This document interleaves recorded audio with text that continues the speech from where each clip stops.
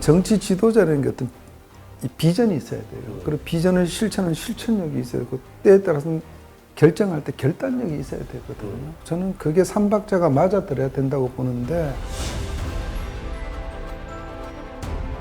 문제가 있고 문제 해결하는 일단 문제점을 보는 능력도 좀 차이가 난다고 보고 해결 능력도 크게 보는 사람하고 작게 보는 사람이 있어요. 네.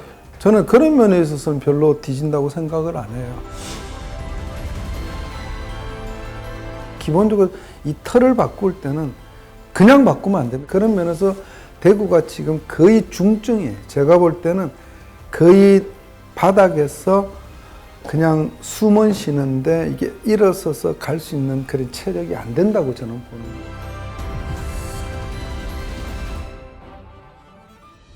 제가 이루고 싶었던 꿈은 다 이루지 못하였지만 저의 고향이자 유영아 후보의 고향인 이곳 대구에서 유 후보가 저를 대신하여 이루어 줄 것으로 저는 믿고 있습니다. 대구의 내일을 여는 길에 여러분 저 유영아와 함께 해 주십시오. 전 변호사 강용석과 전 기자 박중진이 작정하고 해드리는 이미지 세탁 고품격 이미지 메이크오버 쇼 변기 클리닉. 예, 오늘 모실 분은 현역 의원 5명이 붙은 대구판 오징어 게임 그 잔혹한 예비 경선에서 살아남은 분입니다. 본 경선행 티켓을 거머쥔 생존 왕입니다. 네, 박심 떼고 유심으로 당당히 승부수를 던진 유영아 의원. 네, 어서 오십시오. 안녕하세요. 근데 이거 지금 본 경선행 티켓 거머쥐었다는 게 떨어진 사람도 있어요?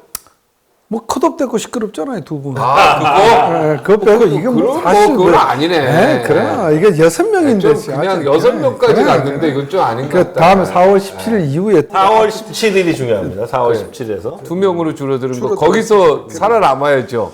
거기서 살아남으면은 배지를 던져야 되는 거잖아요. 그렇죠. 거기 이제 그렇죠. 되면은, 최종 후보가 되면은 아마 이제 예비후보 등록하기 전에 아마 사퇴하라 그러겠죠. 사퇴하라 그러겠죠. 당에서. 네, 유영아 의원에게는 지금 인생 최대 배팅이다라고 할 수 있을 것 같습니다. 20년을 노력해서 겨우 얻은 배지를 시장 후보가 되면 반납해야 되는데 아깝진 않으세요? 나 같으면은 시장 안 나올 것 같아. 아니 한 번 해먹고 지금 다음에 배지 한 번 더 된 지금 다음에 2년 했잖아. 지난번 방송 나와서 그 어렵게 배지를 눈물 나게 20년 만에 달았는데 이거를 또 던져? 이게 속상할 것 같아. 저게 사실 이제 제일 이제 미안한 게 우리 지역구 구민들이에요. 사실은 뭐 제가 그때도 얘기했듯이 저 연고가 없었잖아요. 연고 없어 해갖고 이제 발발그로 다니니까 불쌍해서 찍어줬는데 저 방송이랐는데 그냥 2년 만에 간다 그러니까 되게 섭섭해 하시더라고요. 그래서 제가 또 시장으로 가게 되면 할 일이 또 있다. 자유한국당이 박근혜 전 대통령을 결국 제명했습니다. 전직 대통령 출당은 헌정사상 처음입니다. 한국 보수우파의 본당으로 거듭나기 위해서 박근혜 당이라는 멍에에서 벗어나지 않을 수 없다고 국민 여러분께 송구스럽게 생각합니다. 한동안 정치권의 가장 강력한 계파였던 친박도 사실상 해체의 길을 밟을 것으로 보입니다.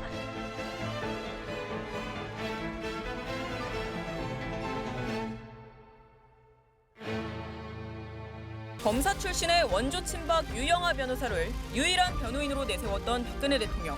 유영아 변호사를 비롯해 현재까지 자원자는 3명을 넘지 않는 것으로 보입니다. 태극기를 들었던 여러분 모두가 하나로 힘을 합쳐 주실 것을 호소드립니다.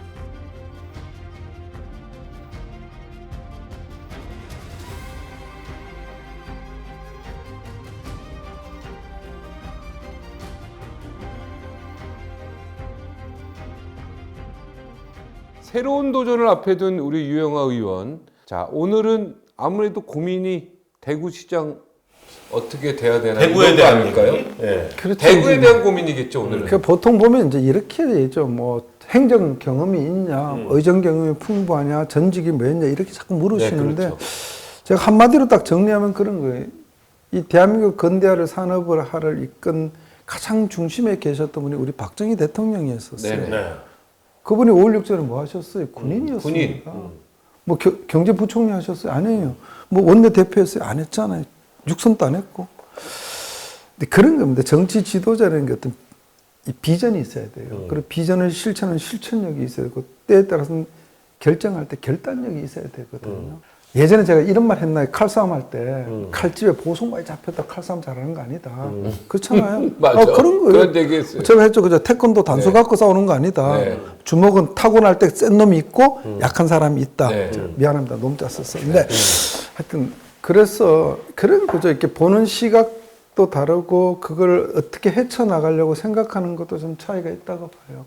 자, 저는 요즘 정치인들 보면 이런 생각이 드는데요. 정치적 역량은 웬만하면 다들 있어요. 근데 다만 한 끗 차이가 뭐냐? 그런 거죠. 그런 면에 있어서 유영하 의원은 다른 사람에게는 없는 큰 자산이 하나 있다. 이렇게 보여집니다.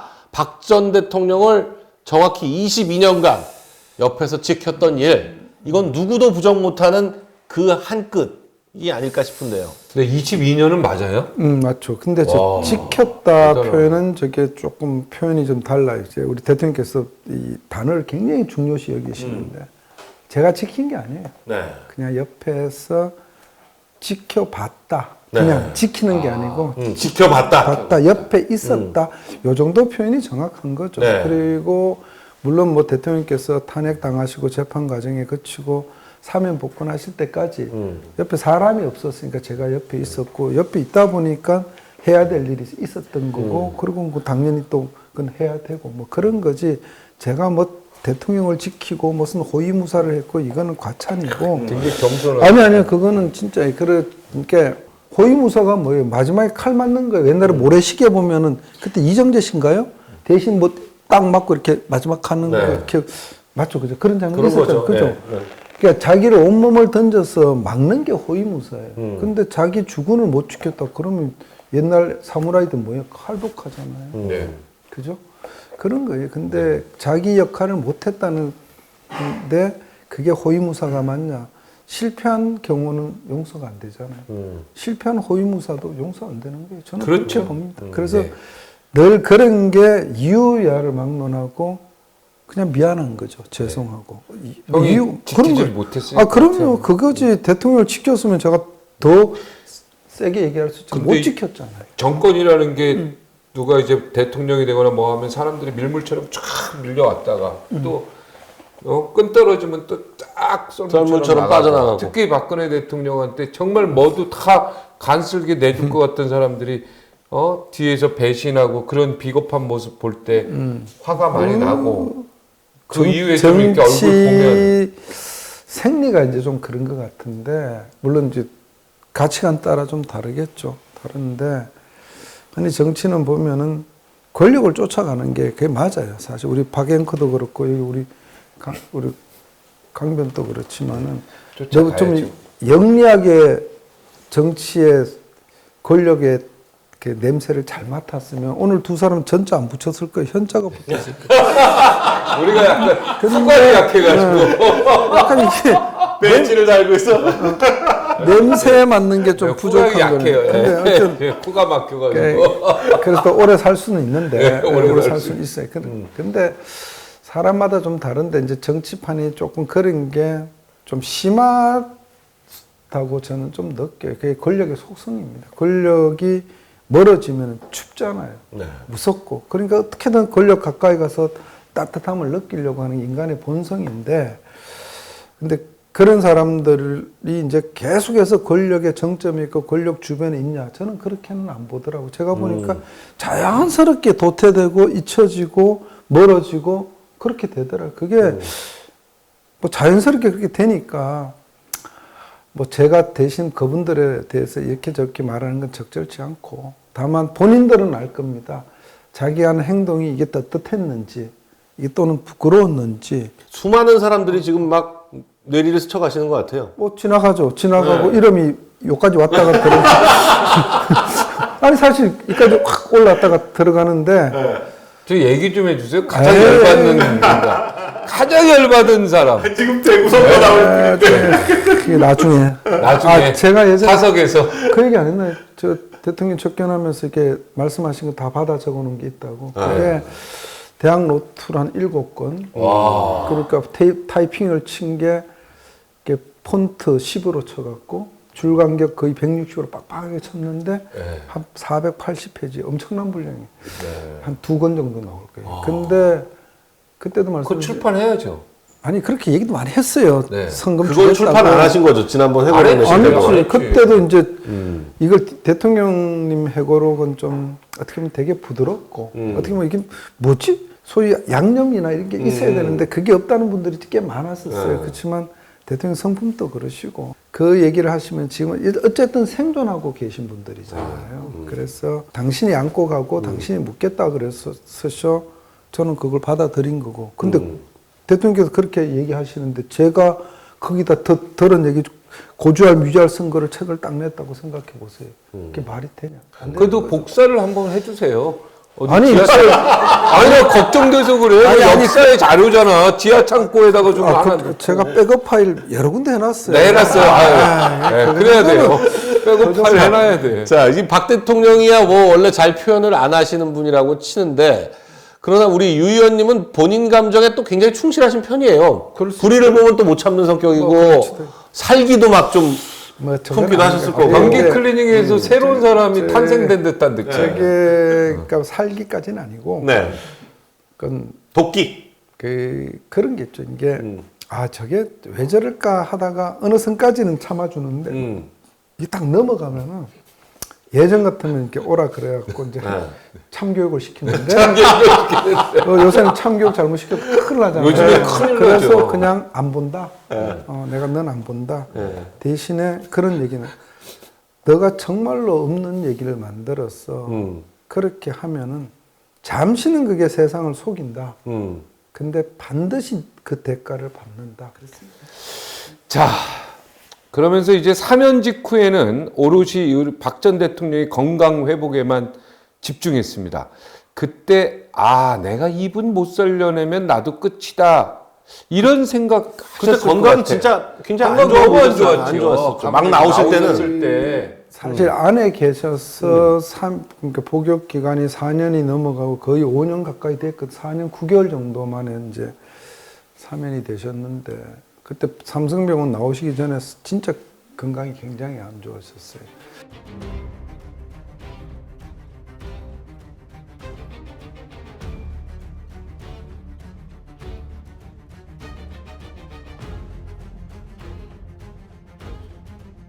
그때 되게 이제 건강이 안 좋으셨고 또 멘탈도 그 강한 멘탈이 조금 무너지려고 그러고 이랬어. 그때는 이제 형이 확정돼 가지고 네. 그 변호인 접견 가는 게 민사나 형사 사건 변호를 맡을 수 있어요. 그러면 한 주에 한 번 정도 갈 수 있습니다. 그래서 구치소장이 이제 허락해 주면은 한두 번 더 추가되는데 열심히 행정소송 내는 사람이 있었어요. 박근혜 대통령을 복귀해 달라고. 계속 내니까. 그거 이제 변호인 30개 내가지고 이제 일주일에 한 번씩 갔단 말이에요. 갔는데 갈 때마다 제가 드렸던 건 그런 얘기예요. 살아서 견디는 게 이기는 겁니다.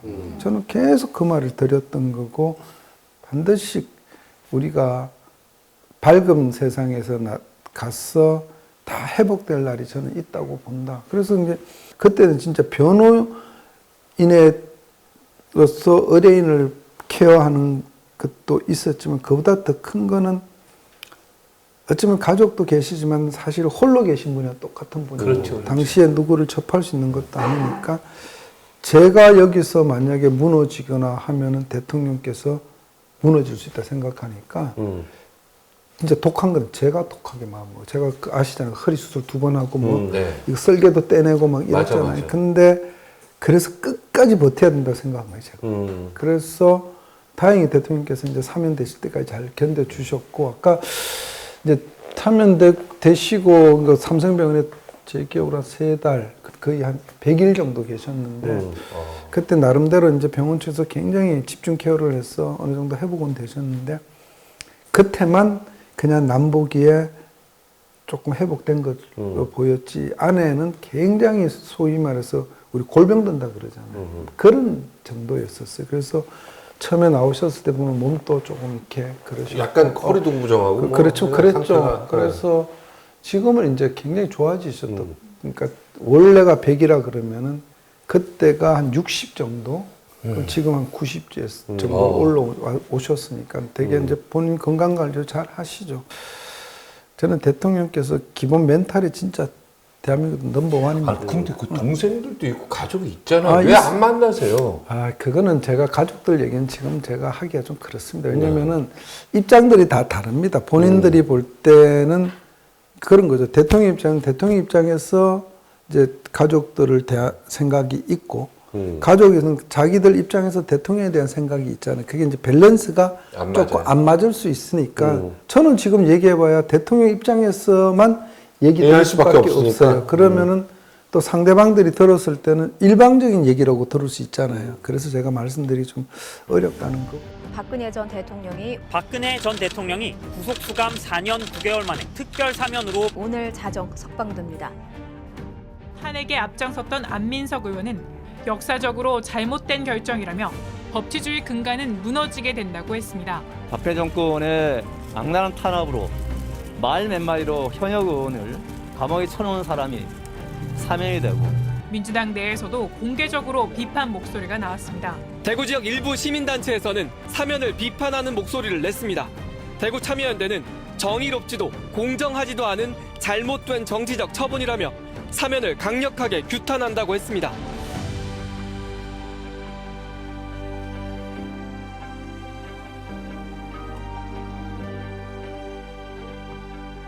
병원에서 나오셨어요. 삼성병원에서 나오시고 그 다음에 어디론가 가셔야 되는데 그때 이미 집이 없었어요. 없어서 그래가지고 우리 유 의원님이 직접 또 대구를 가셔가지고 굉장히 약간 좀 이렇게 그때 고생을 김세희 대표도 많이 했어요. 사실 아니야 이건 진짜 뭐 김세희 대표가 지금 그때 제 기억은 가세현들이 그때 되게 고마웠던 게 일단 책값 빨리 주세요. 근데 제가 그래서 지역구 다니면 직급적으로 너무 하세요 어머니들. 그래서 어머니 걱정하지 마시라. 이게 만약에 정말 하면 우리가 정산의 문제지 그런 거 아니다 이렇게 말씀을 드리는데 그럼 꼴에 아니 변호사가 2명이 있으면서 그래서 맞습니다. 제가 강용석 변호사를 너무 믿었습니다.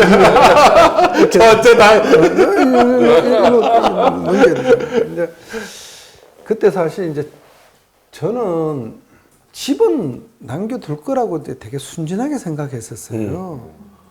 근데 내곡동 집 들어가 보지도 못하고 그 수리도 다 했잖아요. 수리 다 하고. 근데 경매 이제 넣으니까 지가 멘붕이 온 거예요. 얘들이 집까지 가서. 검찰이 경매를 넣은 거죠? 검찰은 넣을 수밖에 없는 게 저희가 추징금도 저한테 그때 30억 맡긴 게 있지 않습니까? 그게 지난번에 말씀드렸듯이 그게 이제 대통령께서 혹시 나오시면 이제 살아가셔야 되니까 연금도 없으니까 요걸 뭐 그 서초동에 변호사 사무실 많잖아요. 그 건물이 한 그 정도 하나 하면은 임대료가 좀 나오니까 그걸 갖고 대통령께서 사시면 어떻겠나. 내곡동 집도 있으니까 처음엔 그렇게 생각했어요. 근데 이게 해가지고 추징해서 그 돈 추징된다 그래서 제가 갖다 줬잖아요. 검찰에서. 그 수표 그냥 갖다 주시면 줬잖아요. 그래서 자기들이 추징 다 했고 그러면 집은 놔둘 때도 요걸 경매로 딱 캠코에 넣더라고. 그래서 자기들이 그때 넣어서 30 몇 억 썼는데 떨어져서 김성태 이제 했잖아요. 그러니까 이제 제가 그 김성태 회장을 좀 이름을 더 옛날에 들어봤으니까 바로 짐을 뺐지 않았습니까? 그때 우리 김세희 대표가 자기 창고도 얻어주고 그랬어요. 사실 그때는 저는 김세희 대표가 그 어떤 뭐 목적의식을 했다고 안 하고 정말 순수했다고 생각을 해요. 고생 많이 했어요. 그래서 제가 그것 때문에 지금까지 그 김세희 대표가 좀 뭐라고 해도 이렇게 눌러 참았던 게 사실 그랬던 거고. 근데 이제 당시에 이제 그렇게 집이 없고 아무것도 없으면 만약에 이제 돌아가시면 어디로 가야 되겠냐.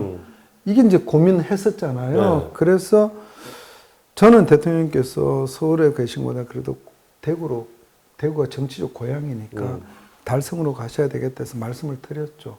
그 제가 대구에 있는 친구들한테 물어보니까 달성에 그때는 가창면이 이제 전원주택이 좀 뜨는 데라 그래서 가창면을 주구장창 갔던 거예요. 김세희 대표하고 한 대여섯 번 갔을 거예요. 그 부동산 중개소 사장님하고 갔는데 집 사이즈도 적었고 우리가 생각했던 처음에 15억 생각하지 않았어요. 네. 그저 사실 15억 정도는 가세에서 마련한다 그랬어요. 아까 10억이 아니라 15억이었어요. 그래서 책 그 정도로 자기들이 충분히 하겠다 그랬는데 저는 일단 그 금액 갖고에 해당되는 집은 이 가보니까 이게 대통령께서 들어가실 집이 아니더라고요. 수리도 해야 되고 막 이래서 몇 번을 이제 그러다 보니까 그 중개소 사장님이 한 20억대 있는 집이 있는데 괜찮겠냐 이래서 그럼 집이나 보죠. 그래서 간 게 이 집이라면 그때가 저게 27억에 내놨었어요. 네. 27억에 내놨는데 그때 그 사모님하고 얘기하면서 바로 그 2억을 깎고 저희가 가계약금 2천만 원 걸었고 나중에 이제 김세희 대표가 자기가 그래서 처음에 그렇게 걸고 와서 어떻게 제가 생각했냐면은 가세현에서 돈은 뭐 한 10억 정도 주지만 그래도 나머지 차액 15억에다가 뭐 등기료 이게 한 3억 이상 나가니까 그래서 그때 이제 늘 대통령 재판에 오신 분들이랑 상의하니까 야 우리가 독립운동하듯이 33억을 모으면 되지 않냐. 네. 그래서 그러면은 여기 있는 사람들이 일단 1억씩 만들고 그다음에 자기 주변의 사람들에서 이렇게 만들어 보자 이렇게 그렇게 얘기가 됐었어요. 그렇게 되다가 김세희 대표가 저한테 전화했던 게 자기가 그 돈을 해줄 수 있다. 뭐 가천에 아마 수용돼 갖고 뭐 보상금이 나온다 이렇게 들었어요. 그게 30몇 억 나오는데 그걸로 해주겠다 그래서 그럼 집값이 25억이고 뭐 세금 이런 관계 한 3억 되니까 그다음 28억 정도를 좀 해달라 이래서 처음엔 그 김세희 대표가 그렇게 하겠다 그랬어요. 근데 한 며칠 뒤에 다시 전화 왔어. 자기도 그 수용돼도 양도소득세 나오지 않습니까? 양도소득세 내고 이러니까 돈이 좀 부족하다. 그 3억은 변호사님이 좀 해주면 안 되겠냐. 이래서 제가 이제 그때 아버지 집 팔리고 입금된 거하고 제 마이너 통장하고 그때 후배 변호사 알잖아요 누군지. 네. 그 친구한테 1억을 이제 해가지고 등기비랑 다 준 건데 그렇게 된 거예요. 갔을 때 대구 시민들이 어떻게 달성군 시민들이 막 환영하고 그랬을 때 굉장히 고마웠어요. 엄청나게 많이 왔었죠. 네, 저도 지금도 처음에. 고맙게 생각하는 게 정치인 박근혜가 탄생한 대구 달성군. 사저 입주 소식에 아침 일찍부터 전국에서 모여든 수천 명의 인파가 사저 앞을 가득 메웠습니다. 지지자들의 열렬한 환호 속에 사저에 도착한 박 전 대통령은 탄핵 이후 힘들었던 속내를 드러내기도 했습니다. 제가 달성에 오면 편안한 여생을 보낼 수 있도록 돌봐드리겠다는 내용의 언론 기사를 보고 깊은 감동을 받았고 다 잊어버리고 건강만 챙기고 편안한 노후를 보냈으면 좋겠네요. 대통령님이 오시는데 안 좋고 맙니까? 예, 좋지. 감옥에서 그래 고생이 많이 하셨지. 예, 공기 좋은 데서 몸 건강하기 그래 사시마 좋지 뭐. 저도 지금도 고맙게 생각하는 게 정말 이름도 모르고 대통령이랑 커피 한 잔 한번 마셔보지 않는 분들이 그 사저로 쌀부터 시작해서 과일, 뭐 고기, 건강식품, 뭐 산나물 진짜 이런 거를 계속 보내주시는 거예요. 막 그 영화 뭐지 왕가 사는 남자. 거기도 단종한테 막 쌀라고 막 전국에서 막 보내주잖아. 거의 그림이 환영. 그거는 영화니까 아마 그랬을 거고 실제는 그 줬다는 다 역적으로 목 잘렸을 겁니다. 그때인데. 그랬네. 그렇지. 그때는 뭐 요 위리안철에서 이거 동그라미 가시덤불 쳐놓고 어디로 와요 오기는. 근데 네. 우리는 그때 산나물도 진짜 막 뜯어서 오고 뭐 하여튼 해산물부터 시작해서 많이 보내주셨어요. 그 앞에 무슨 관광지처럼 관광버스들이 매일 와가지고 이렇게 사람들이 그 앞에 사진 찍고 가고. 대통령께서 이제 안 나오시니까 좀 뜸해지시고 이랬는데 사실 그게 좀 아쉽죠. 근데 이제는 좀 나오셔서 이제 편하게 좀 보시라고 제가 얘기를 하는데 아마 그런 날이 곧 있지 않겠나 보고요. 그리고 또 남자랑 여자분은 나이가 안만 들어도 좀 다릅니다. 우리는 그냥 모자 하나 뒤집어 쓰고 빵모자 쓰고 나가면 돼요. 근데 평생을 그렇게 안 사셨던 분들한테 그렇게 하는 건 저는 안 맞다고 봐요. 늘 이렇게 자기가 사람들한테 만날 때 딱 자기 포맷이 갖추는 게 그런 분들한테 그냥 번거지 쓰고 나가셔도 된다. 이건 우리 시각인 거지.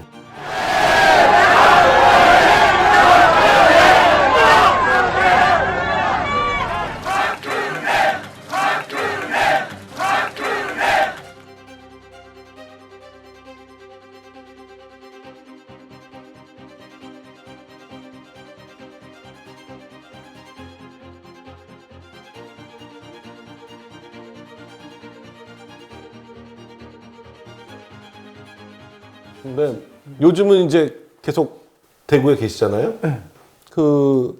지금 이제 대구 얘기를 좀 하자면 공천 뭐 이것 때문에 시끄럽고 뭐 컷오프 뭐 이런 논란 때문에 대구 민심이 막 시끄럽다 뭐 민주당한테 질 수도 있다 뭐 이런 얘기도 나올 정도로. 수도 있다니 여론조사 박살나고 있잖아요. 아까도 제 거 보니까 뭐 아주 현장에서 박살나고 있던데. 질 수도 있다고 느낌이 와요. 뭐 지금 분위기가 좋다 안 좋다 하면 안 좋다. 질 수 있다 안 질 수 있다 하면 아그 위험하다. 그 정도까지 간 거예요. 사실 위험하다. 위험하다.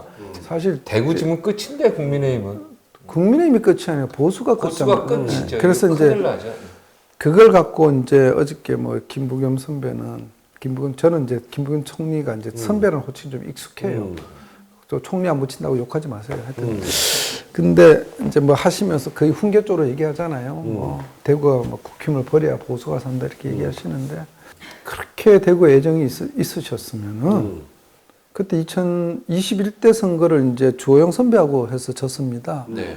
그 전에 김문수 선배한테 붙어서 60 몇 프로 이겼고 네. 4년 만에 30 몇 프로 떨어져 졌거든요. 그걸 잘 보셔야 됩니다. 왜 그렇게 떨어지는 이유에 대해서.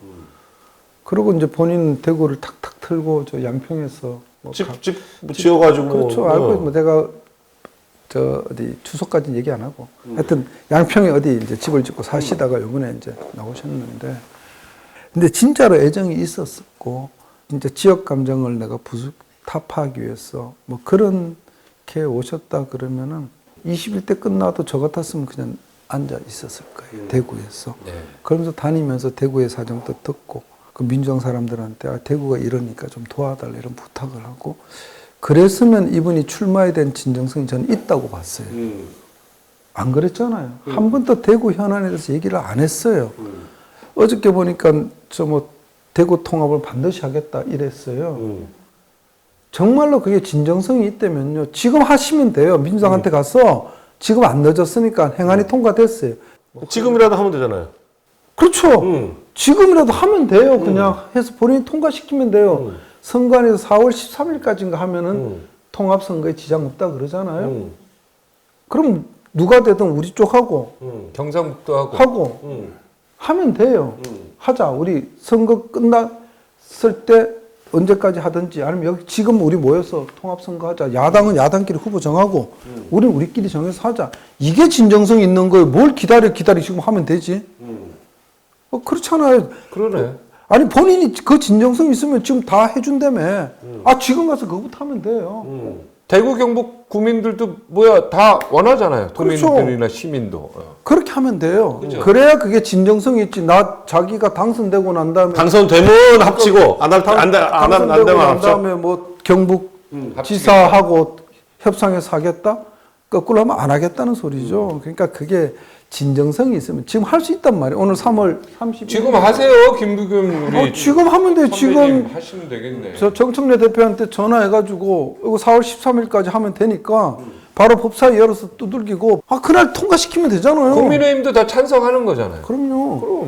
국무회의 열면 되지. 임시국 열어 땅땅땅 하면 되지. 근데 형님이 지금 여론조사 나오면은 좀 그래도 좀 상위권에 있어야 되는 거 아니야? 지금 6명 중에 2등을 해요. 2등해요? 2등을 해요. 근데 축하드립니다. 1등하고 차이가 좀 나서 그렇지. 2등에 어쨌든 간에. 근데 원래 이게 역전이 재밌잖아요. 역전이 그리고 재밌지. 둘이 올라갔을 때는 이제 몰라요, 이게. 왜냐면은 나머지 이제 분들의 표가 어디로 가느냐가 중요한 그렇지. 거고. 또 결선. 그때 되면은 지금 이제 김부겸 선배가 민주당에 거의 후보로 확정된 거랑 똑같잖아요. 사실상 그렇죠. 뭐. 그러면은 과연 본선 갔을 때 어떤 프레임이 될 거고 어떤 구도가 잡힐 거고 누가 더 경쟁력이 있고 이런 걸 저는 시민들이 판단하실 수 있다고 봐요. 아니 근데 진짜 시장 되고 싶으세요? 국회의원보다?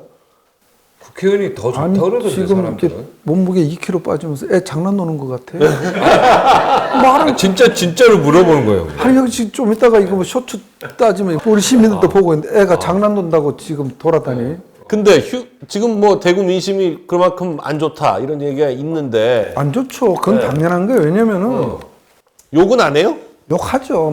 뭐 쌍욕은 안 하고 그냥 경상도 말로 꼬라지 이래갖고 뭐 이런 얘기를 좀 하시고 맨날 밀어줬더니 엉딴짓이나고 뭐 탄핵이나 당하고 뭐 이런 소리도 하시고 그러는데 그렇죠. 지금 당장 투표하면 져요. 질 수 있다고 봐요. 지금 바로 내일 투표하면은 질 수 있다고 봐요. 근데 지금 선거가 이제 한 60일 정도 남았지 않습니까? 60일은 참 깁니다. 선거 해보셨잖아요. 길어요, 2달이면. 굉장히 깁니다. 제가 처음에 김부겸 선수 17대 붙을 때, 그때 민주당에 유선호 의원이 있었고, 열린우리당에 김부겸 선배 있었고, 그 다음에 한나라당에 제가 나갔을 때 3파전 했으면 이겼을 거예요. 근데 김부겸하고 만나면 서력전을 하는 거네. 뭐 그렇다고 보는데 하여튼 그때 제가 2월 2일 날 공천 받았단 말이에요. 네. 불과 한 달 조금 지나서 노무현 대통령 탄핵을 했잖아요. 그때 완전히 이게 진짜 아침에 잠깐 만났던 사람이 점심때 가게 들어가니까 진짜 막 소금 뿌리려고 했던 그런 기억이 나는데 그만큼 60일이라는 기간은 무슨 일이 일어날지 모른다. 근데 유영아 의원이 만약에 후보가 되면 아무래도 박근혜 대통령이 한번 서문시장은 뜰 것 같은데, 그죠? 박근혜 대통령이 딱 뜨면 과거에는 막 어르신들이 손 한번 잡으려고 막 엄청나게 노력했고 또 손 잡히면 눈물을 흘리는 분들이 많았는데.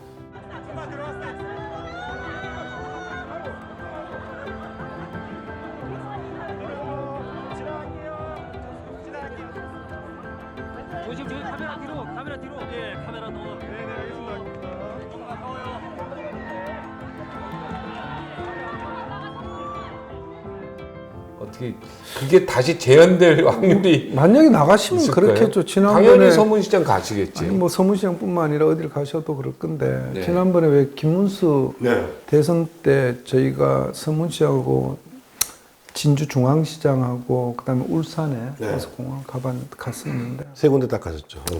진짜 발표 죽을 뻔했어요. 발표 죽을 뻔했는데 대구 경북에서 대통령이 갖고 계신 정치적 상징성은 누가 이건 훼손할 수 없습니다. 그건 뭐 본인의 아우라든 아버님으로 받았던 유산이든 간에 하여튼 그런 게 있어요. 그리고 제일 큰 거는 그런 것 같아요. 우리 보수 진영에서 왜 우리가 이렇게 지리멸렬하냐 그러면은 저는 구심점이 없다. 아무리 힘들어도 전쟁이 한번 힘들어도 누군가 중심을 잡고 우리는 이길 수 있고 견디면 승리할 수 있다는 그런 확신을 줄 수 있는 사람이 딱 붙들고 있으면 그 이순 장군 아니겠어요? 12척 갖고도 갔을 때 그 옆에 사람들이 이순 장군이 오니까 우리는 이길 수 있다는 그런 믿음을 줬을 것 같아요. 마찬가지로 어떤 집단이든지 지도자든 그 구심점만 있으면 모이게 되는데 지금 우리 국민의힘에 그런 구심점 역할을 하는 게 좀 부족하다. 그런 게 있고, 그리고 그걸 바꾸고 말하면, 만약에 다음 대선에 갔을 때, 저쪽에도 이제 대선 주자들이 여러 명 있지 않습니까? 우리도 뭐 이런저런 분들이 거론되고 있지만, 과연 저분들을 갖고 우리가 대선에 나가서 대선을 이길 수 있을까? 확신을 못 주는 거죠. 소위 말하는 여왕벌이 없다는 거. 여왕벌이 있어 일벌들이 있는데, 그런 상실감. 그런 게 이제 만약에 박근혜 대통령이 어딘가 나갔을 때 그 자기들의 상실감을 치유해 줄 수 있다. 그 저분을 보면서 내가 지금 어디 마음 둘 데가 없는데 저분한테 마음을 둘 수 있다. 저는 그렇게 느끼는 거예요.